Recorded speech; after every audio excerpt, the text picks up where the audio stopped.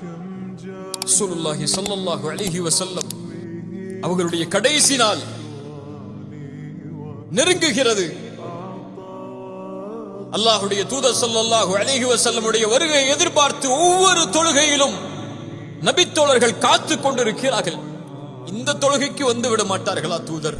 அபூபக்கரை வந்து விட்டேன், அந்த இடத்தை எனக்கு கொடுத்து விடுங்கள் என்று கேட்க மாட்டார்களா என்று காத்து ஏங்கிக் கொண்டிருக்கக்கூடிய சூழல் இக்காமத் சொல்லப்படுகிறது. ஒவ்வொரு தொழுகையிலும் நபித்தோழர்களுடைய முகமெல்லாம் திரும்பி இருக்கும். ரசூல் ஸல்லல்லாஹு அலைஹி வஸல்லமுடைய வீட்டின் திரையை நோக்கி திறந்து விடாதா என்று ஃபஜ்ர் தொழுகை ஆரம்பமாகிறது. ரசூலுல்லாஹி ஸல்லல்லாஹு அலைஹி வஸல்லம் அவர்களுடைய வீட்டின் திரை அகலக்கூடிய சப்தத்தை நபித்தோழர்கள் கேட்கிறார்கள். கொஞ்சம் சலசலப்பாகிறது தொழுகை.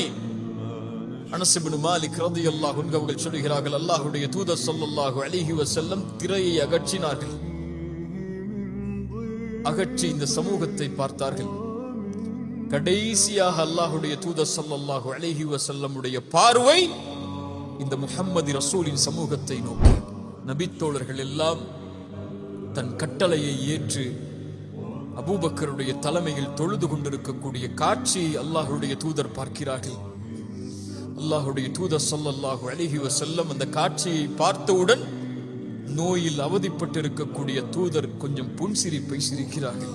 அந்த புன்சிரிப்பின் காரணம் என்ன தெரியுமா?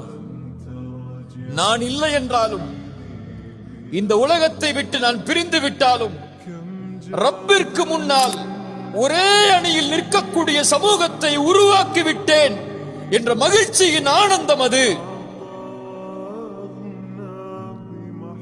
இந்த சமூகத்தை விட்டு அல்லாஹ்வுடைய தூதர் பிரியும் போது ரசூலுடைய உள்ளத்திலே இருந்த மகிழ்வு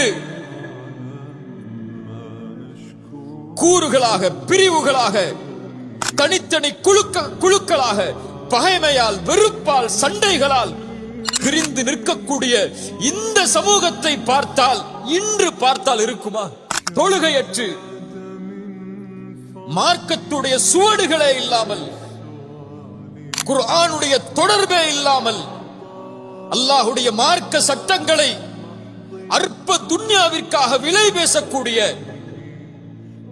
தன் சுயநலத்திற்காக, தன் சொந்த விருப்புகளுக்காக சமூகத்தை கூறு போட்டு பிரித்து நிற்கக்கூடிய இந்த காட்சியை அல்லாஹ்வுடைய தூதர் பார்த்தால் சிரிப்பார்களா?